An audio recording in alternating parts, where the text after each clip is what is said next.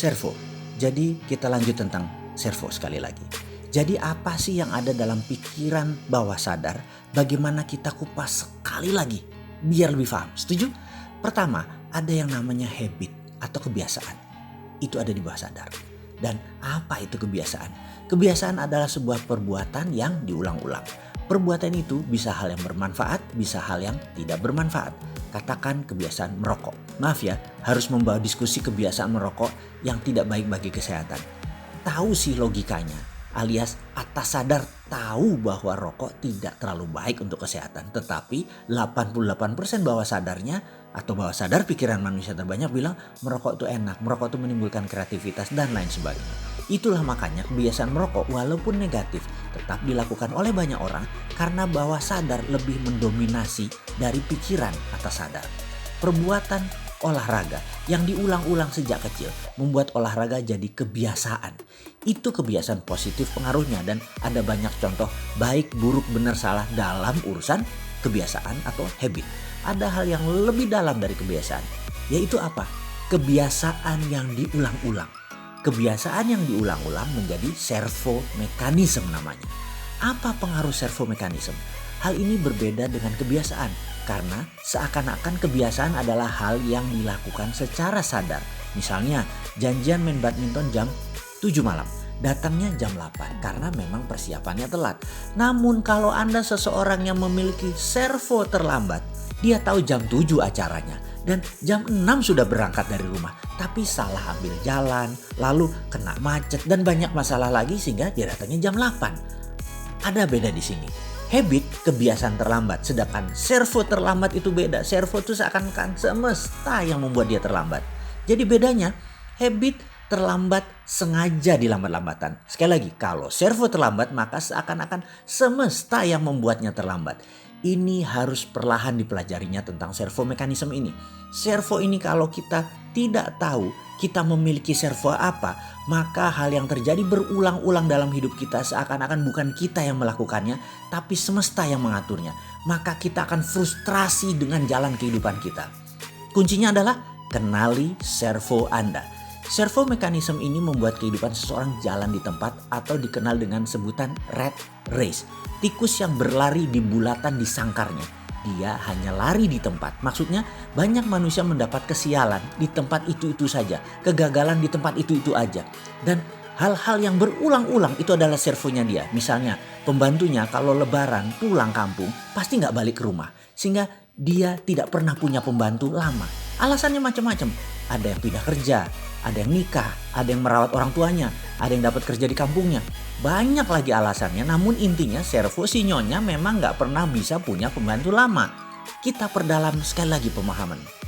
Kemudian gimana kalau kita buat sesuatu yang baru? Misalnya gajinya dinaikin lebih mahal daripada gaji pembantu yang lain. Apakah begitu pulang lebaran dia balik? Lihat, kalau servonya memang pembantu tersebut tidak pulang, ada aja untuk membuat alasan pembantu tidak pulang. Bahkan dikasih fasilitas yang sama, makan yang sama dengan ownernya atau tuannya.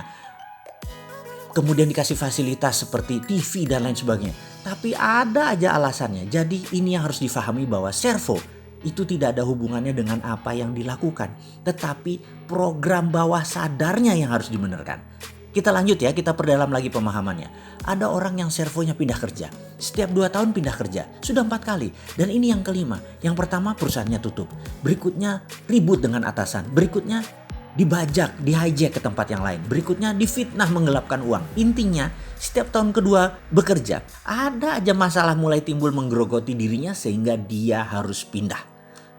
Ada servo yang lain lagi. Yaitu servo kantong kosong. Kalau tadi servo pindah kerja. Kalau yang awal adalah servo gak punya pembantu lama ya. Sekarang kita lanjut ke servo kantong kosong. Seseorang ini seakan-akan tidak bisa menabung. Misalnya dia bekerja sebagai pegawai, gajinya cukup untuk bayar kos-kosan. Lalu pangkatnya naik 2 tahun kemudian, gajinya naik. Lalu pindah kosan yang dekat kantor yang lebih mahal. Karena pekerjaan kantor menumpuk, lebih enak tinggal yang di dekat kantor. Akhirnya tidak punya uang lagi bersisa untuk menabung. Tahun berikutnya karirnya naik jadi manajer, gajinya besar. Apa yang terjadi? Adiknya di kampung minta dibiayai karena ayahnya udah sakit-sakitan. Lalu jabatannya naik lagi menjadi vice president. mulai menikah dan sekarang posisinya direktur, 20 tahun kemudian kerjanya dapat 35 juta per bulan. Ternyata tabungan nggak punya, rumah masih belum lunas, cicilan besar dan lain sebagainya. Servo kantong kosong ini ada aja alasan untuk uang tidak bisa menetap di kantong seseorang. Katakan gajinya 8 juta, cicilan motor plus biaya hidupnya 1 bulan habis. Lalu lebaran dapat 2 kali gaji.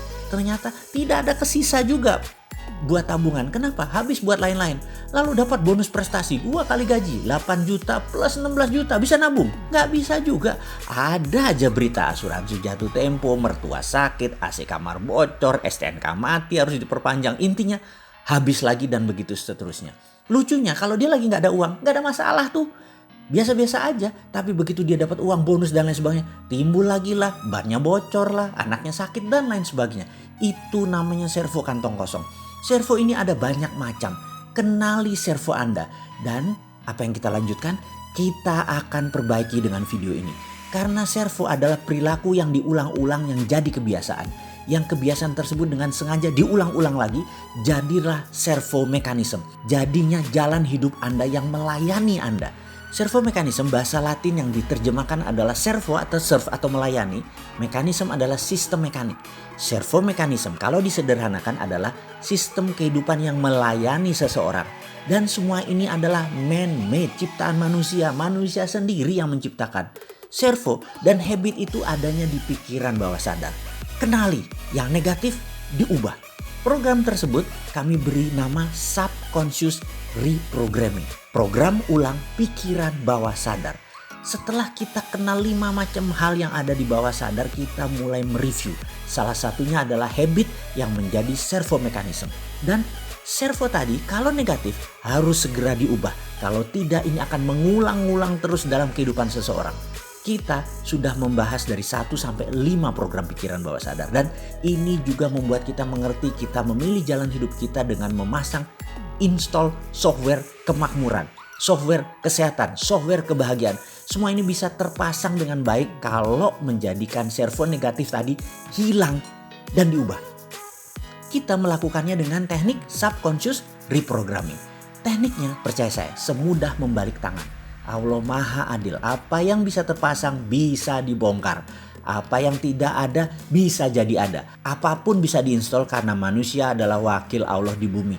Khalifah fil ard, memiliki kemampuan ekstra. Jadi mulai paham tentang servo mekanisme. Oke, selanjutnya kita akan memahami tentang subconscious mind, mengenal bagian terdalam pikiran bawah sadar dan bagaimana melakukan pemrograman ulang pikiran bawah sadar yang salah dan ingin kita rapihkan.